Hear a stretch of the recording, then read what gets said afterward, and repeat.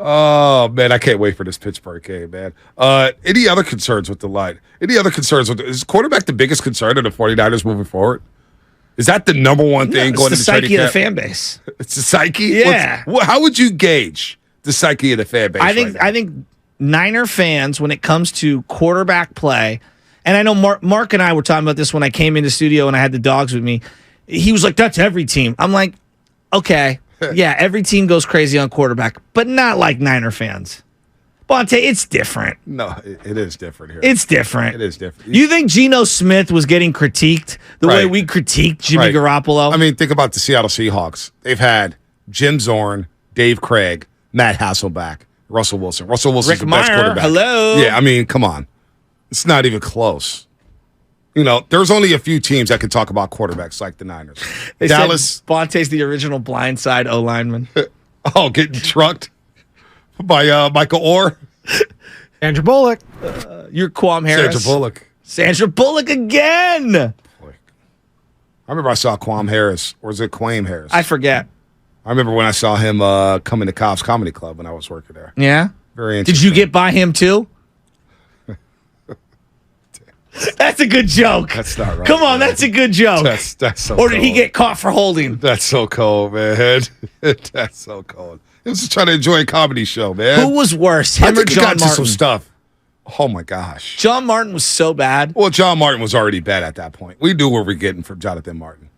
Hopefully he's doing well mentally. Now, you're talking about all these guys who were laughing. They went through some stuff, man. I don't feel comfortable talking about They would guys. destroy me. They'd throw me through, but I a mean, they window. had some off-the-field issues. Well, yeah. You know? Mike McGlinchey or Anthony Davis in their prime? Anthony Davis. Me too. Anthony Davis is actually good. He was good. Forget that. He was actually good. He just quit too many times. Right. Wow. Wow, what do you know? Kwame, Mr. Harris just got inducted into the Delaware Sports Hall of Fame. Oh, him and John Taylor. Yeah. Joe Flacco. Wow, it wasn't that bad. And who's the guy who played for the Warriors this year? Come on. Number 0, Dante DiVincenzo. All Delaware guys. Not playing for the University of Delaware, but all of them have Delaware roots. Guys. Yeah, Delaware Sports Hall of Fame. Good for him. Wow. He's 41 now. Damn. Happily living in South Florida. Yeah, good for him. Damn. Still was a really bad pick. First rounder, B. Yeah, I remember. Well, they take him 17th? No, I thought it was like 28. Was it that low? Was it that high? I don't know. Maybe I'm wrong. Was it that high? No, I don't. 17. Damn. I remember first round pick. Maybe I'm wrong. Was he that high? No, you may not be wrong. I think I am wrong. May not be that wrong. I'm going to look it up. Oh, he's 26. 26. Yeah, I thought it was 28. 26. Jonathan Martin in prison. Yeah, I don't feel comfortable talking about him. He's gone through some things. Gone through some stuff. Bam Davis was sick. He was sick. Was he And the then one who punked. originally got into it with Grant Cohn way back when? He did get it Over retiring and not retiring? I don't remember what that tell. Greg Cole's has some big beefs. I mean, he picks the big boys. He don't mess around. Gotta give it to him. Well, He's like the guy in prison. Look for the biggest dude you know and go right after him. look, we love Grant Cohn. We like Grant, but he was not wanting that smoke with Javon Kinlaw came on that stream. Boy, the way he covered Javon Kinlaw changed a bit. They didn't have a good game. How was that? There's no extra he wasn't putting anything extra on that one. We love Grant. We can talk about that. But boy, Javon Kinlaw walked up on him at practice. It's like, hey, I'm surprised, we're speaking of that. I'm surprised there hasn't been more interactions like that between player and media members. What do you mean? Like just players blowing up at media members. Now, it's deemed not to be professional, right? And you got your Raymond Ritters, you got your Coreys down there with the 49ers kind of coaching you up on how to interact with the media. But I'm surprised that we don't get more Russell Westbrook interactions with media members or more Javon Kinlaw versus Grant Cohn than we do. Because, man, there's some media members who be saying some reckless things. Reckless. Well, I think a lot of people don't, like I'll take myself, for example. How many times am I in front of some of these guys? Never. Yeah, exactly. Like to keep it like that, huh? But Radnich said it best years ago. Like, you can't crush them if you're always in front of them. Yeah. You know? Yeah. And so I want to be able to be myself. So you want to crush them and stay away from Well, them? no, I'm just saying, like, if you want to give honest opinions, you can't be jaded by being in front of people the whole time. Well, you can't be friends with them. You could be in front of them. Yeah. You could be in front of them. Javi Lopez, out of all people, the first guy to tell me this back in 2016. I was doing something for a podcast at another station. He said, hey, man, you and Marty sound good. Keep it up, young man. I was like, oh, you listen? I was like, oh, I got to watch what I say. Speaking of the king and the kid. Yeah, exactly. Marty Larry was, hey, don't you slander Marty Larry. Who's slandering who? You were the kid at that point. No, I still am the kid. Uncle Marty, I got to see him a couple weeks ago. Lubman knows Marty. You see him in the press box. Was he holding a mosaic? No, he always has a mosaic. Uncle Marty, man, is a good dude. Don't you be careful what you say about him. Around me, at least. You can say whatever the hell when I'm not in the room. You drop that Bonte Hill name around Marty, he'll light up and start, going on about how great you are, Bonte. It's kind of cool to listen to, actually. That's my guy. It's my guy. You better leave him alone, Shasky. I was thinking of starting a podcast with him, the lawyer and the loudmouth. Oh, boy. Just me and him. Both of you guys be fighting over getting a word in. That wouldn't last long. Bonte, who is this kid? He this would guy let Brian and Palo Alto ramble on forever, though. He would. He does take calls better than I do. He does know how to work calls, and he was the best with Salty. Rest in peace, Salty. He had a way of working Salty that was just art. Well, Salty knew his stuff. He did, but then Salty would be going crazy about some seventh inning reliever, and Marty just like, Salty, how's your day today? What are you doing? And Salty would be like, well, I'll pump some iron today. I'm looking good. Got my arms. It was looking also good. hour 9 for Marty. Yeah, maybe hour 7. I have tremendous respect for Marty. I love him. So, but to that point, you could be in front of these guys and you could critique them, but you can't make it personal. Well, And you can't start calling them names. Yeah. To say, hey, player X, I don't believe had a good game. Yeah. Now, that player may disagree with you. That player may not want to talk to you for 2 days, but it can happen. I like to go see the players, but there's no doubt. Sometimes I say things on the show, or I said things in the past, and then, what I said, I see a guy. Like, for example, if I say, we traded Draymond Green, we orchestrated a 3-team deal with Draymond Green. Told Shasky on the way up to the California Classic, I got something for you tomorrow. Watch this. And the lines blew up to the point to where I heard back from players, and they were saying, yo, some executives like this deal. I was like, damn, maybe I should be a GM. But then I got to interview Draymond Green on the post-game show. You don't think I'm thinking in the back of my head? Our favorite defender. How you doing, Bonte Hill? Hey, man. What a rebound in the fourth quarter. This is how I do it. All right. I'll be Draymond. Oh, man. Now joining us here on Warriors Post-Game Live, the greatest defensive player. Put my headset on. Yeah, put your headset on. Yeah, put my headset on. And Draymond just stands there. Raymond. He's waiting, too. He's like, he's like looking, right? I'm Draymond. You're Bonte. Oh, man, now joining us here on Warriors Post-Game Live after a great game, the greatest defensive player of all time and 4-time NBA champ, All-American at Michigan State, Draymond Green. Hey, Draymond, hell of a game today. 8 points, 8 rebounds, 7 assists. How you doing, man? Tell me what you were feeling out there. I was feeling like I was trying to prove the haters wrong by squaring up to the hoop. A lot of discourse I was seeing this week. People that are uneducated with the eye when it comes to basketball, the untrained eye, doesn't realize all the sophisticated things I do on the court.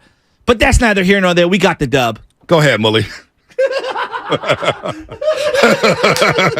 Hey, Draymond, great game. Get some rest, man. We'll see you Thursday night at Chase Center. Hell of a game tonight, man. We'll talk to you then. See, here's what I want from you, though, B, if we're being honest. I want you to ask me about the pick 8, and I'm Jimmy Garoppolo. How would you do that? Oh, my God. The pick 8? Hey, guys. I'm Jimmy. Hold on. Who's got a question? Bonte Hill, formerly of the San Francisco Examiner, formerly of the Guardsman at City College of San Francisco, now with 95-70 Game Morning Roast. Hey, Jimmy, can you describe that play where you stepped out of the back of the end zone, and were you fortunate enough to where that play didn't count because you threw a pick there for a touchdown? How would you describe that play, Jimmy? I think we just got to play better. What did you see on that play? Jimmy, is that not how he answers questions? Jimmy, if I could follow. It's always we. It starts with me first. I got first and foremost. I got to play better, guys. It's just no. But you didn't ask about the pick 8. Well, I'm asking about the play, Jimmy. So, what did you see? Did you like the play call there in the back of your end zone? I don't know. We're just trying to execute. It's all happening really fast. We got to go back and we just got to execute better. There's a lot of people on Twitter, social media, and Spadoni, I'll let you get in here, but I got to get this question in. There's a lot of people on social media right now and a lot of people, experts on NBC, saying that they're calling it the pick 8. How would you describe that play that turned into a safety for the Denver Broncos? We were really fortunate. I'm just trying to make the best play I possibly can, and sometimes it just doesn't go your way. You got to toss the nose too. You got to do a little giggle. That's what I'm saying. I'm trying to do the smile. It's kind of funny. He says nothing. I love how you totally, by the way, package that. Some people are calling it the pick 8. No, you are calling it the pick 8. The streets were calling it the pick 8, man. We can never get over the pick 8. The thing with Jimmy, though, dude, he knows it. He's so made the rest of his life. So it's like, you know what? I don't care. I did this. We just cashed in with Travis Matthew. Wait we just signed another deal with Jordan Brand. Oh, my God. Oh, no, it just dawned on me. Where's the Raiders' first game at? Denver. In Denver. Yeah, it's think about Jimmy Garoppolo's history in Denver. Oh, yeah. So the inter-squad scrimmages, the 5 interception practice. Yeah. Booger McFarland saying that Jimmy Garoppolo looks rattled on Monday Night Football. Preseason On game. Monday Night Football. And we came in here, Steiny Guru and myself came in here, and the lights were lit up. I will never forget that week of shows. I got caught up in Garoppolo mania. It was so bad. Stay off my timeline. Guru went to do an Stay IG off of my story. timeline. He's never done that many stories in his life. He had the Ray-Bans on. I got caught up in Garoppolo mania. Stay off my timeline. Y'all like some damn mosquitoes. It was What wild. are the top 3 worst plays of Jimmy Garoppolo's career? Oh, I just saw that. Pick 8's the first one. It's Which gotta one? be. The pick 8. The pick 8's Oh, pretty my good. God. I got so many The pick plays. 8's pretty good. McGlinchey's going to be in that game too, No, protecting how about the Russ. freaking interception in the NFC Championship game where he's getting dragged down and he just tosses it? The first play of that drive, he had no business completing that pass. Inbounds with no timeouts. I'm like, Jimmy, throw it away. He's a foot away from the sidelines. Jimmy's not even here, and we're still railing on him. We can never get over. So, top 3 plays? Infinite I could number go top of 15. outcomes here. I could go top 15. The Give me a interception. couple. The interception before, in no order. Okay. No order. In no order. Infinite number of outcomes. So, in top 15, I'll just rattle them off because I got them in the back of my head. Yeah, all right. Because I have nightmares about these plays. All right. Green Bay before halftime throwing the interception when he should have just thrown the ball away. Remember that one? Yes. That's bad. The Dallas interception. That's bad. The Dallas interception. Yes. All right. How about the Jalen Ramsey one in Week 17 in the red zone? That was bad. Just forcing it into 5 guys. Throw to Kyle Juszczyk. Oh, the one against Tennessee. Tennessee Titans. It's one of the worst Wide throws open. ever. Worst Yeah. throws ever. George Kittle, third offensive snap in the NFC Championship game. How about the George Kittle one Week 1 against Arizona? Oh, He my threw God. it was a smokescreen, and he threw 700 yards in the air. And honestly, Kittle's lucky he didn't get Bowman. No, I'm not joking. Buda Baker lit him up. All right? So that's 6. That's 6 plays. My heart can't take this, man. I don't know if I'm going to make it to 15. All right. So what we got last year? We already got the pick 8 in here? Yeah. What about the airmail to Deebo Samuel down the sideline when he just scored a touchdown? Oh, that was pretty good. What about throwing behind Deebo in that same game on the Texas route? Oh, was that the one he got blasted? He got blasted. He got the medicine balls that Jimmy would throw. What about 3 straight plays on Sunday Night Football against the Green Bay Packers Week 3 where Trey came in and scored a touchdown at the end of halftime? Yeah.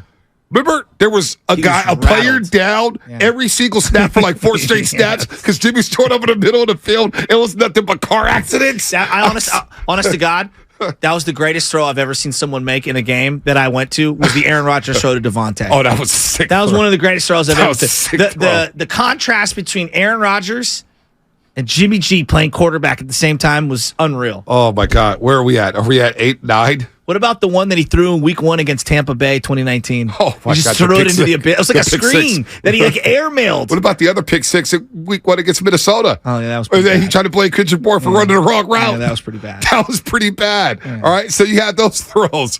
All right, we got more throws. Give me a breath. I got to catch my breath here. Man. Pick 6 is still number 1. The pick 8. The pick 8 still number 1? It's got to be number 1. So that's 10 plays right there. It's got to be. Oh, the overthrow to Sanders in the Super Bowl? Yeah, that's up there. Oh, my God. That's more sad than anything else. Because he asked Jimmy Garoppolo to throw it deep. He's not a deep ball thrower. And you should have ran the ball on that sequence. So I don't even blame Jimmy. I'll blame Shanahan for putting Jimmy in that position. How about